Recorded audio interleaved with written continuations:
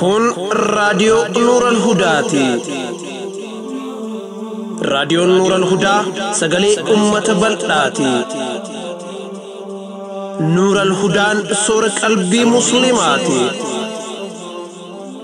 Nuural Hudaa.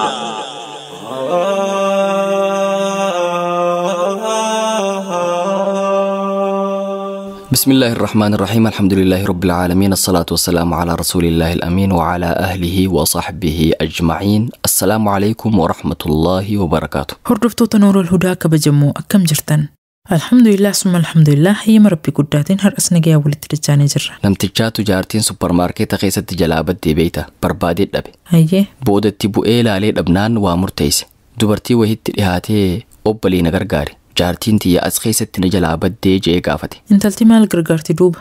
Isilleen tanuma gaafatte. Duba maalin si gargaara jetteen? Hayyee maal deebiseef? Yeroo hunda hoggaan dhalaa biroo dubbisu jaartiin tiyya eesaa akka baatee na qabdun beeku. Kanaaf amma yoon dhaabbadhee si dubbise ifiinuu mul'atti. Na qabuuf bakka jirtuu baatii na gargaarii jeen. Ajaa'iba! Hinaaffaa jabdu. Hayyoonni waggaa himan hinaaffaan gosa lama. Takka hinaaffaa nama yaamtu. Lama hinaaffaa nama saamtu. Hinaaffaan jaalala mi'eessitee jireenya bareedaatti nama yaamtu gaariidha. Ammoo hinaaffaan jaalala busheessitee shakkii makattee jireenya nama saamtu badduudha. Hinaaffaa nama saamtu irraa nu haa baraaru jenna. Aamiin. Mee eega hangana jenne kallattumaan sagantaa teenyatti haaseenu. Tole arri guyyaan Muharram 27 bara 1443 akka lakkoofsa jiraatti. Seepteembar 5 bara 2021 akka lakkoofsa miilaadiyaatti. Akka lakkoofsa Itoophiyaatti ammoo hagayya 30 bara 2013 yogguu ta'u guyyaan guyyaa alhadaa sagantaan ammoo soora qalbiiti. Qaama dadhabe boqochiisuuf qalbii yaadaan cinqamte abdachiisuuf dararama nama hubu salphisuuf onnee laaftee kakaasuuf sammuu mirqaansitee isin bohaarsuuf sagantaan soora qalbii kunoo dhiyaattee jirti. Hoggumallee huu torbaanitti al takkatan isiniif dhihaattu sagantaan soora qalbii amma jalqabdi. Sagantaa tana keessatti yaadota hubannoo cimsan jechoota mimmi'aawoon gurra isin buufna. Dhaamsa qabnuus keessa dabarfachaa isin gammachiisaa yaana. Soora qalbii. Soora qalbii. Sagantaa soora qalbii dhaddacha jaalalaatiin eegalla. Itti aansuun qophii tafakkuriin uumama adda addaa daawwanna. Tana quba qabduudhaanis sagantaa teenya goolabna. Ammas uduudumaan dhaddacha jaalalaatti tarkaanfanna. Dhaddacha jaalalaa. Dhaddacha jaalalaa. Dhaddacha jaalalaa. Dhaddacha jaalalaa. Dhaddacha jaalalaa. Dhaddacha jaalalaa. Warra dhugaan wal jaalatu. Warra karaa halaalaatiin walitti daamee bultii jaarrate. Warra jiruu gaarii jiraachuu jiruutu wal himata. Himataa fi himatamaan yookiin ammoo himattuu fi himatamtuun dhaddacha irratti dhihaatanii jiru. Abbaan murtii kennuuf qophaa'ee jira. Abbaa moohatu walitti ilaalla. Dhaddacha jaalalaa. Iyyannoo jaalalaa. Qilleensi jaalalaa bubbisii halaala. Qilleensi jaalalaa bubbisii ilaala. Dooseen jaalalaa banamee jira. Riqicha sunnaa iyyannoo tokkoffaa. Assalaamu alaykum wa rahmatullahi wa barakaatu. Nagaa jirtuu qophistoota qophii riqicha sunnaa. Ana gammaan heerumne. Amma dura nama hedduutu bultii na wajji jaaruuf na gaafate. Garuu hedduun isaanii ulaagaa kiyya naaf hin guunne. Gariin araada adda addaa qaba. Gariin nama amma dura yeroo hedduu fuudhee hiike. Wanti an barbaadu ammoo diiniidha. Nama diin qabu barbaada. Dhihoo tana namni sheekaa tokko bultii na wajji jaaruuf nama natti ergate. Anis siin ol argee si wajji haasa'uu fedha. Obboleessa kiyya wajji mana kee dhufnee haasofna jedheen. Lakki mana kiyyatti hin ta'u. Kaaffee tokkotti ol argina jedhee bakka itti ol arginu naaf hime. Achi booda ani yeroo baalamaa dheeressee qorannoo eegale. Boodarra namni kun nama fuudhee ilmaan horee ta'uu isaa irra ga'e. Kuni waan rakkoo qabu miti. Nama bultii qabu ta'us nama diin qabu yoo ta'e itti heeruma. Hayya amma haa wal arginu jedhee bakka inni jedhetti obboleessa kiyya wajjin itti dhaqe. Obboleessi kiyya xiqqoo nurraa fagaatee fageenyarraa nu laala. Anaa fi inni ammoo walitti dhihaannee haasofna. Akkuma walitti dhufneen ati amma dura fuutee jirtaa jedhee gaafadhe. Arrabni isaa waliidhaa sossodaataa eeyyin fuudhee bultii qabanaan jedhe. Duuba maaliif na fuudhuu barbaaddeeree jedhee gaafadhe. Jaartii tiyyarraa ijoollee dubaraa 4 qaba. Hanga ammaa dhiiraan arganne. Eega jaartiin duraa ilmoo dhiiraa dhaluu dadhabdee amma jaartii lammaffaa fuudhee ilmoo dhiiraa argachuu fedhanaan jedhe. Yoo jaartiin lammaffaatis dubra qofa dhalte hoo akkam goota jedhee gaafadheen. Sawaan godhu ammatti hin beeku naan jedhe. Hayyee nagayaan turu jedhee biraa ka'e. Haasoo isaa kanarraa namni kun nama diin hin qabne ta'uu hubadhe. Uffannaan isaatii fi haalli isaa nama diin fakkaatus beekumsa diinii irratti hanqina guddaa waan qabuuf naaf hin taane jedhee murteesse. Namni kun halkanii guyyaa hirriba na dhorge. Guyyaa hundaa natti bilbilaa oola. Nama kaanii kaan natti ergina kadhata. Telefoona isaatis blook ofirraa goonaan telefoona nama birootiin natti bilbiluu eegale. Mee maal godhuu qaba? Haala kamiin nama kana ofirraa dhorka? Karaa seeraatiin yoo ofirraa deebise wayii dilii natti ta'a? Obsaan isin eeggadha. Galatoomaa.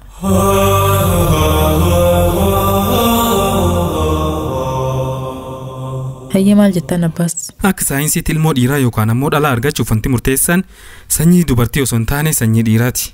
Gadaamessa dubartii keessatti killeen yeroo qophaa'u kiroomozoomii gosa X qofattu qophaa'e. Sanyiin dhiiraa ammoo kiroomozoomii gosa lamaa qaba. X fi Y jechuudha. Yoo sanyiin dhiiraa kan gosa X ta'e sanyii dubartiitti makame intalattu dhalata. Yoo sanyiin Y kan dubartiitti makame ammoo dhiirattu dhalata.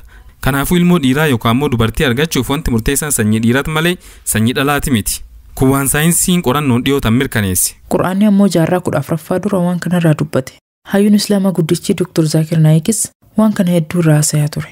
Qur'aanni suuratu Najmi aayaa 45 fi 46 irratti وإنه خلق الزوجين الذكر والأنثى من نطفة إذا تمنى. أما اللي ربين اسمه قوس إلما نما لمان ديرا في دلا أومي بشان ديرا رابهي قدامي سدلات نقمرها. Akka ayata kanaatti saala ilmootiif wanti murteessaan sanyii dhiiraati malee sanyii dubartiitii miti. Kun muujiza guddaadha.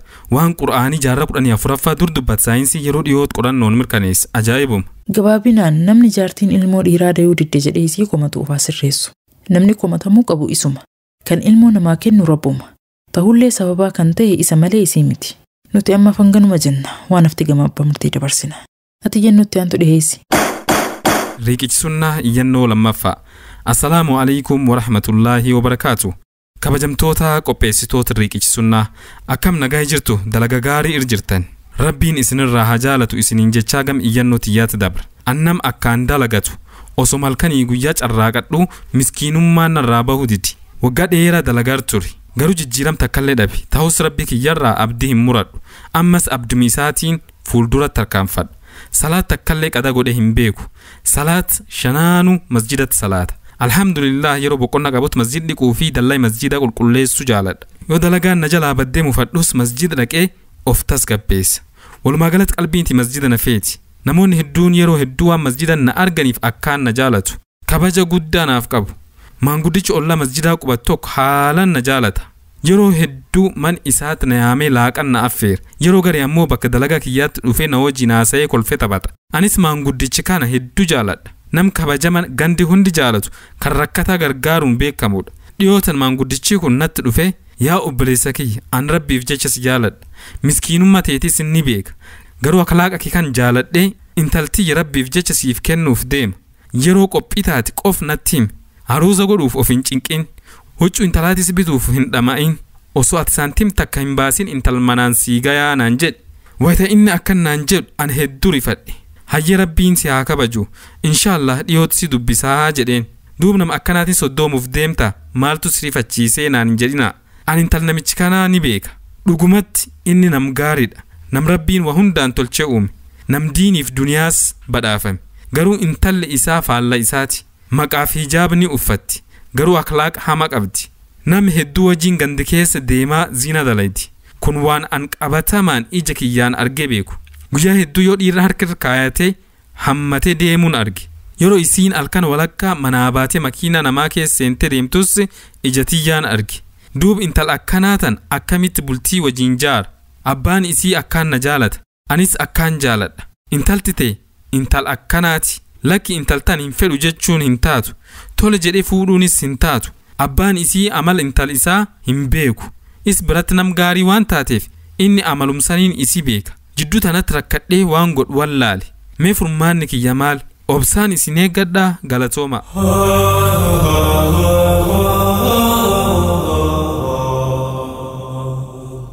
Hayyee maal jettaan farayaa? Dhugumattuu qormaata hamaa keessa seene. Qormaata akkaan jabaati. Gam tokkoon abbaa isii mufachiisuu hin fedhu.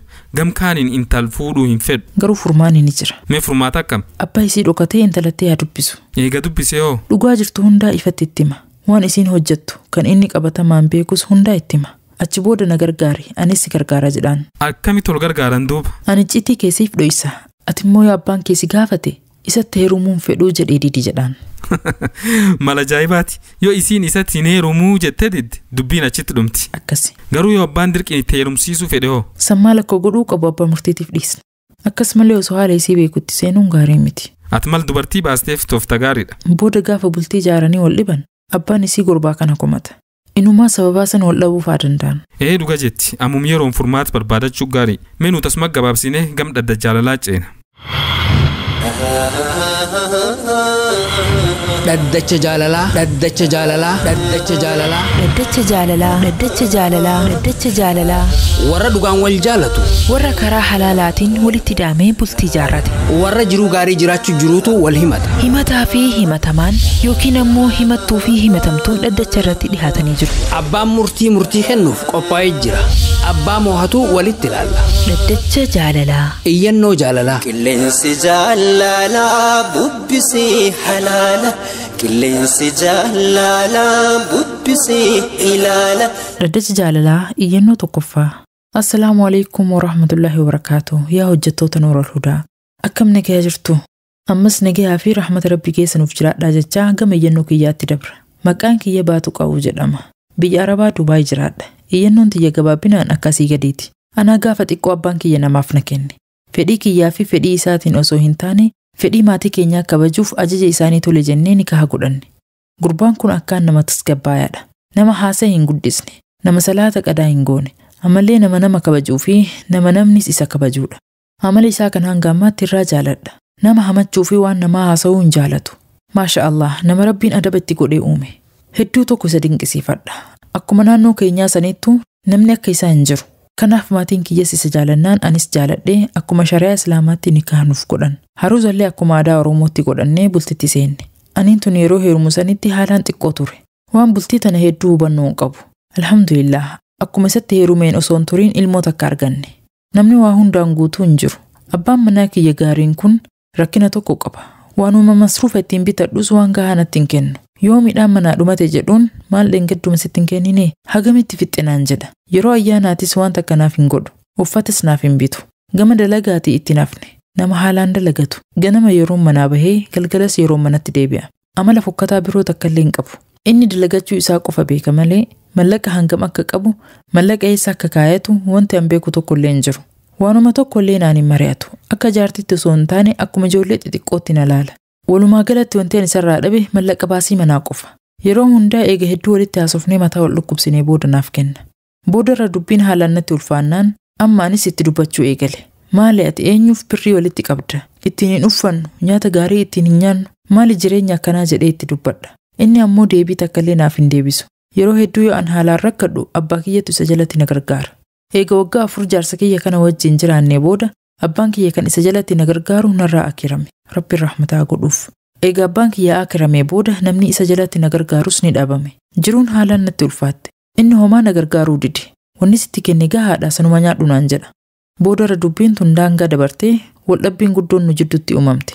Achi booda abbeeraa kiyyatti himadhee akka nikaha narraa buusan gaafadhe. Maanguddoonni gandaa dhufanii walitti nu araarsuuf yaalii godhanis ni dadhaban. Dubbiin furmaata dhabnaan hayyee intalarraa nikaha buusi jedhaniin. Tole kunoo isin duratti asumatti sadiiniin hiike. Isin amma booda jaartii tiyyaa miti jedhee nikaha narraa buuse.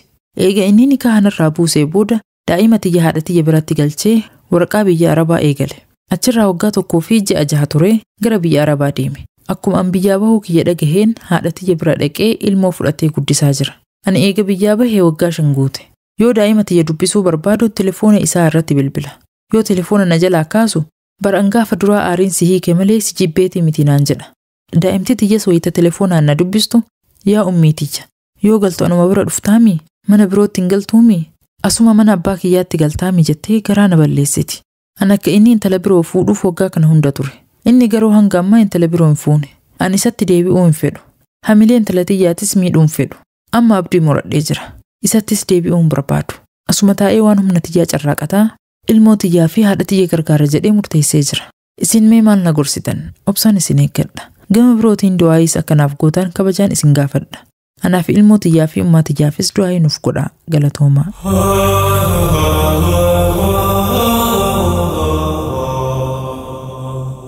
Hayyee maal dhaamtaaf abbaas? Namni maatii ofii dondoomu hedduu nama aarsa. Duniyaan dalagan yoo maatiif hin taane maal faayidaan isii? Nama gariitu jira osoo maallaqa kana usee walitti qabu kan biraadu. Wanti isaa waanum nyaatee garaatti dabarfatu qofa. Maallaqa dhumtuuf jecha maatii ofii mufachiisuu waan gaarii miti. Akkasi. Mee ammati jennoo xumuraa dhiheessi. Tole. Dhaddacha yennoo lammaffaa. Assalaamu alaykum wa rahmatullaahi wa barakaatu. Akkam nagaa jirtu qopheessitoota qophii dhaddacha. Maqaan kee Mahdi Idris jedhama. Jaartii gaarii argachuuf yeroo dheeraa Rabbi kadhachaa erga ture booda intalli naaf taati jedhe tokko laalladhe fuudhe. Intalli tun gaaf duraa ilaalchi ijaatti gaarii turti. Uffannaan isiitis bareedaadha. Garuu yeroo muraasa booda amala hamaa irraa argu eegale. Salaatuma Rabbiituu salaatu dhiisti. Ollaa hundaan wal dhabaa oolti. Inuma yeroo tokko haadhiyyaa wal lolanii dhoofti. Namni gandisanii hundi hammeenyi isii haasaya. Anammoo amal kan akka dhiistu halkanii guyyaa gorsaa ture. Osum ganamaa galgal gorsaa wajin jiraadhu kun waggaa 3 wajin ture.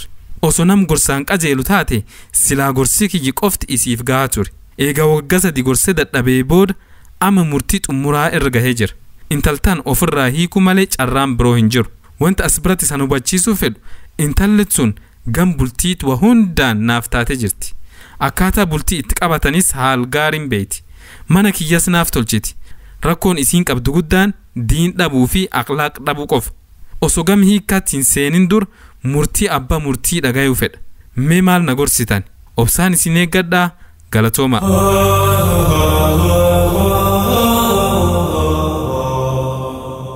Hayyee maal jettaan Fariyaa? Rakkinni isii guddaadha kaa. Wanti intalarraa laalanii fuudhanuu waan kana lamaani. Diinii fi akhlaaqni akkaan barbaachisaadha. Intaltii tana lamaan hin qabne maaluu qabdiree? Bareedin fuulaatiif ogummaa jireenyaa beekuun qofti gahaa miti. Bakka akhlaaqaa fi diiniin hin jirretti wanti biroo hundi faayidaa takkallee hin qabu. Kanaafuu gamoo abbaa murtii dabarsinee murtii waliin dhaggeeffachuu wayya. Santu gaarii. Dhaggeeffattoota keenya kabajamoo yennuun har'aaf qopheeffanne hanganuma. Murtiin dhaddacha kanaa hayyama Rabbii guddaatiin kamisa galgala isiniif dhiyaatti. Dhaddachi har'aa goolabamee jira.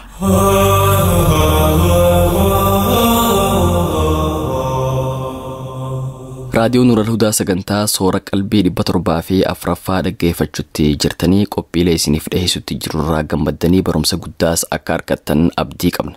Dhaggeeffattoonni keenya hedduun karaa iyyannoo ittiin ergatan nu gaafachuutti jiran. Nama hedduutu koomantii YouTube irratti kataba. Nuti achirratti deebisaa kennaa turre. Namoota iyyannoo dhaddacha jaalalaa fi riqicha sunnaa barreeffamaan ergachuu barbaadaniif tooftaa haaree tokko qopheessinee jirra. Mee tooftaa akkam? Appilikeeshina Nuural Hudaa telefoona keetirraa banime. Tole. Kunoo bane. Meenuu keessa seeni dhaddacha jaalalaa kan jedhu bani. Bane. Achi keessatti foormiin iyyannoo siif dhufeemi? Eeyyan dhufe. Kanaafuu namoonni iyyannoo haaree karaa barreeffamaatiin ergachuu barbaadan karaa appilikeeshina Nuural Hudaatiin ergachuu ni dandeessan jechuudha. Kun tooftaa bareedaadha. Garuu yeroo daangeffaman iyyannoo itti ergatan jira? Lakkii sa'aa barbaadanitti iyyannoo isaanii erguu danda'an. Tole, dhaggeeffattoota keenya kabajamoo. Appilikeeshina Nuural Hudaa Play Store irraa buufadhaa irraa fayyadamaa isiniin jenna. Soorri qalbii itti fufee jira. Itti aansuun qophii tafakkur isiniif dhiheessina. Abdunnaasir Tufaa wajjin turtii gaarii qabaadhaa.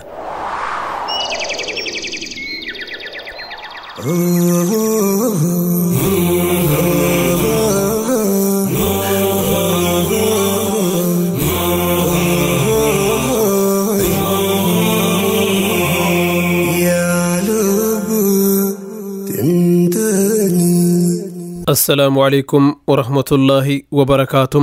أكم جرتن أردفتو تقبي تفكر الحمد لله أردس غرغار سربي قداتين قبي تيك اندي فدم سنتدي بيجرم أردين أمريكا سمبرا جايبهم كان إكورن وود بيكر جرموتوكم الدمنان أفكيسا قبديم اللاتين كن مكادي راكبم إكورن وود بيكر جرمم جيشوتا غرغرا سديتم أسبرات ملتم Ekorn jechuun ija muka qilxuuti. Woodpecker jechuun ammoo kan muka guuru yookiin muka uru jechuudha. Gabaabumatti allaattii kanaan allaattii ija mukaa uru jennee yaamuu dandeenya. Afaan Amaaraatiin ganda qorqorro jedhama. Anis qophii xiyyaardhaatiin allaattii kanaan wal isin barsiisa. Nafaana turaan affeerraa kiyya.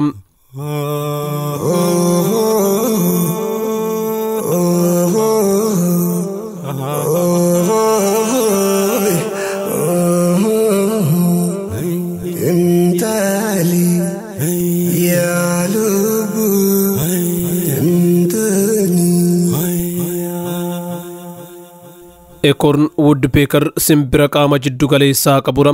Hedduminaan baallii gurraacha kan qabu yoo ta'u, amma murtaa'een baalliin adiis ni qaba. Mataa gubbaa guttiyyee diimaa qaba. Mataan isaa bifa adii fi gurraacha yoo ta'u, ijji isaa adiidha. Koolli isaatis bifa gara adii dhihaatuun faayamee jira. Kokkee jala baallii bifa diimaa yookiin keelloo qabu tokkos ni qaba. Allaattiin kun aga seentimeetira 23 dheerata. Koolli isaa immoo aga seentimeetira 43 diriirfama. Eekoorn Woodpecker allaattii hawaasummaa gaarii qabura. Yeroo hedduu waliin deemuu fi waliin turuu jaalatu. Warri naannawa owwaa keessa jiraatan wayita soorata barbaacha deddeeman kopha kophaa deemuu filatu.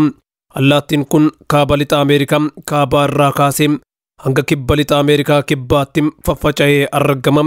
Warri naannawa qabbanaa ammoo yeroo hunda waliin deemu. Allaattiin kun imimmaan mukaa akkaan jaalata. Kanaafis qubsuma isaa naannoo mukni akkanaa jiru filatee tolfata. Akka walii galaatti allaattiin kun naannawa tokko osoo hin socho'in yeroo dheeraaf jiraata. Haa ta'u malee warri haala qilleensa ulfaataa fi naannawa hanqina soorataa keessa jiraatan yeroo murtaa'aaf ni godaanu. Akkaataan hawaasummaa allaattii kana wal xaxaara. Miseensonni qubsuma tokko keessa jiraatan qooda hojii hunda wal gargaaraa raawwatu. Ijoollee guddisuu, soorata funaanu, kan funaaname kuusuu fi eeguus walumaan raawwatu.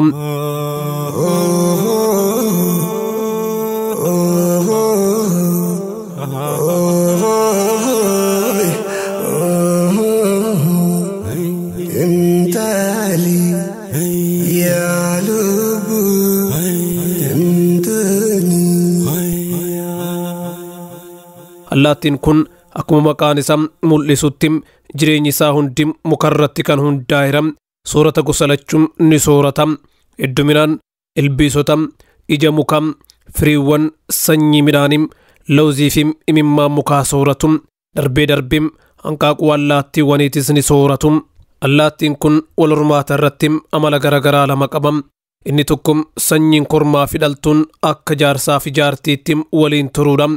Warri kun haga gaafa du'anii adda bahanitti kormaa fi dhaltuunis wal malee kan biroo waliin wal qunnamtee wal hormaata hin raawwatanii. Dhaltuun sanyii kana hanqaaquu eega buufteen booda kormaan wal gargaartee hammatti. San booda ilmoolee keessaa yaafti. Yeroo kanatti ilmooleen tibba duraa dhalatan haadhaa fi abbaas gargaaranii ilmoolee haarawaa guddisanii. Inni lammataa ammoo warra gamtaan wal hormaata raawwatuudha. Sanyii kana keessatti kormaan haga torba dhaltuu sadi tan qubsuma san keessa jirtu waliin wal qunnamtii wal hormaata raawwatu. Yeroo kanatti kormaan hundi dhaltuu sadan waliin wal qunnamtii raawwatu. Dhaltuun sadan waliin taanii goojjoo hanqaaquun keessatti buufamu qopheessu. Haa ta'u malee rakkoo masaanummaa tokkotu jira. Sunis dhaltuuleen wal faana hanqaaquu buusuu qabanii. Yoo kun ta'uu baate garuu dhaltuun hanqaaquu buusuu dadhabde hanqaaquu dhaltuuwwan taawwanii baastee cabsiti. Hanga hundi wal faana buusuu jalqabanitti haalli kun ittuma fufa. Akkuma warra jaarsaa fi jaartiitti waliin turuu sanitti ilmooleen tibba duraa dhalatan ammas warra kanniin waliin ni turu. Goojjoon warra kana muka goggoge uruudhaan hojjetama. Dhaltuun warra kana mata mataan hanqaaquu haga 5 buusu. San booda hunduu wal gargaaruudhaan hammatu. Guyyaa 11 inni hammatu. Ilmooleen gaafa hanqaaquu keessaa bahan baallii takkas ofirraan qabani. Ji'a tokko booda baalliin itti bahuu jalqabam. Gaafa ji'a 2 guutan ammoo bilisummaan socho'uu jalqabani.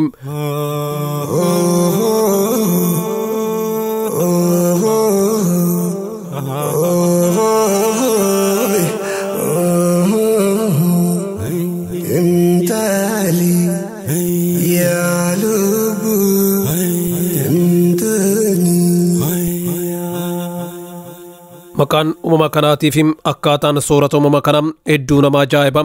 Sirni soorata isaanii qaroomina addaatiin kan hojjetamuudha. Dura irratti muka goggogaa soqanii uruudhaan qaawwa itti baasu. Qoffee isaanii jabaa fi qaraa ta'e san fayyadamuudhaan qaawwala xixiqqoo haga sanyii baaqelaa ga'u muka irratti tolchu. Allaattiin kun muka jiidhaa hin barbaadu. Sun akka sooranni jalaa shamee badu taasisa. Gama biraatiinis muka jiidhaa qaawwa baasuun muka sammiidhuun fedhu.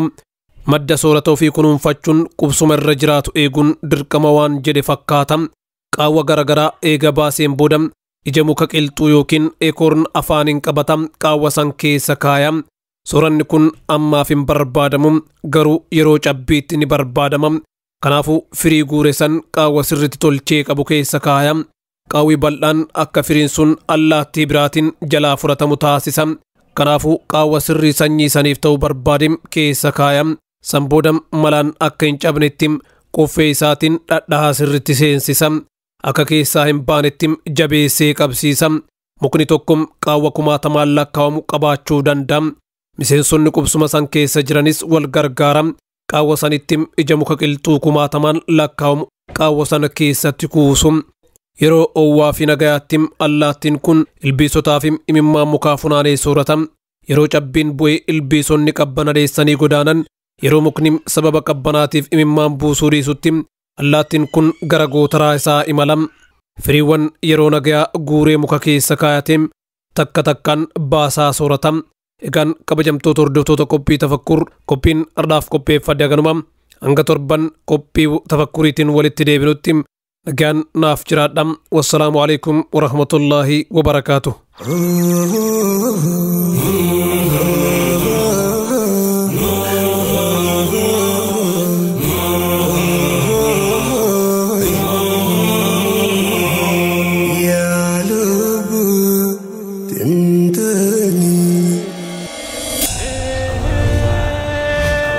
dadhabe boqochiisuuf qalbii yaadaan cinqamte abdachiisuuf dararama nama hubu salphisuuf onnee laaftee kakaasuuf sammuu mirqaansitee isin bohaarsuuf sagantaan soora qalbii kunoo dhiyaattee jirti.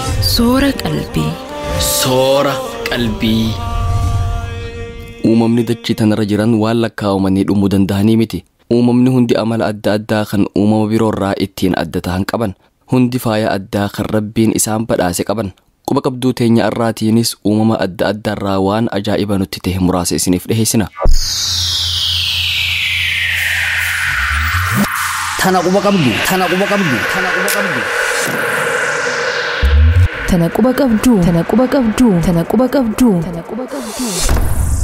Killeen yookiin hanqaaquun guchii haalaan guddoodha. Akkuma guddina qaamaatiin guchiin allaattiiwwan hunda caalu, killeen isaatiis guddinaan hunda caala. Haadhoon guchii takka yeroo hormaataatti killee 14 hanga 16 buusti. Ulfaatinni killee guchii kiiloo takkaa fi walakkaatti kan dhiyaatu hoggaa ta'u, guddinaan ammoo killee lukkuu 24 walqixa. Gabaabinaan killee guchii takkaan soorata nama 10 qopheessuu ni danda'ama. Qollee hanqaaquu guchii haalaan furdaadha. Furdinni isaa hanga milimeetira 3 hoggaa ta'u, biyyoota adda addaatti faaya garaagaraa hojjechuudhaaf tajaajila. Killee guchii akka killee lukkuutti fal'aanaan dhahanii cabsuun hin danda'amu. Sibiila jabaa yookiin madooshaa mismaaraatiin dhawan malee hin cabu. Reeptaayiloota keessaa naachi akkaan sodaatamaadha. Humnaa fi guddinaanis reeptaayiloota hundaa caala. Bineensi kun arraba addaa qaba. Arrabni isaa hin socho'u. Hidhi isaa kan gama jalaatti maxxanee argama.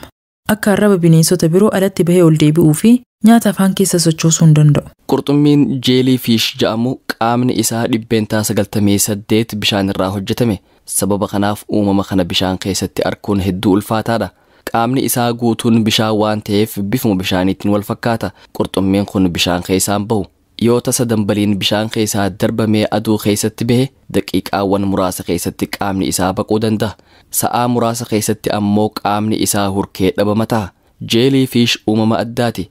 Qaama miiraa tokkollee hin qabu. Ija, gurra, funyaan, lafee fi sammuus hin qabu. Qaamni isaa guutuun bishaan waan ta'eef qaama biroo tokkollee hin qabu jechuun ni danda'ama. Lubbu qabeeyyii dachee tanarra jiran keessaa kan lafee areedaa qabu ilma namaa qofa. Ilma namaa malee uumamni tokkollee kan lafee areedaa qabu hin jiru. Bineensonni akka jaldeessaa kan qaama ilma namaatti dhihaatu qabanis lafee areedaa hin qaban. Lafeen areedaa miidhagina addaa uumamni biroo hin qabne ilma namaatiif dabala. Kanaaf ilmi namaa haala uumamaatiinis uumama hundarraa adda ta'uu danda'e. Qurxummiin Oktopaas jedhamu qaama hedduu qabaachuudhaan beekama. Oktopaas guddaan tokko sammuu 9 fi onnee 3 qaba. Qurxummiin kun haala uumamarraa adda ta'een dhiiga cuquliisa kan qabu hoggaa ta'u, cimina sammuutiinis lubbu qabeeyyii hedduu akka caalu himama. Tana quba qabdu, tana quba qabdu, tana quba qabdu. Tana quba qabdu, tana quba qabdu, tana quba qabdu, tana quba qabdu. Dhaggeeffattoota keenya kabajamoo qophiilee isiniif dhiheessaa turreerraa gammaddanii barumsa guddaallee akka argataa jirtan abdii qabna. sagantaa har'aaf isiniif qopheessine asumarratti goolabna. Yaada sagantaa teenya irratti qabdan koomentii YouTube irratti nuuf barreessuu hin dagatinaa jechaa asumaan nagaa isinitti dhaammanna. Hanga sagantaa itti aantuun walitti deebinutti nagaa rabbii keessa nuuf jiraadhaa, jiruu qananii keessa qubadhaa, milkii duniyaa fi akhiraa harkadhaa. والسلام عليكم ورحمة الله وبركاته.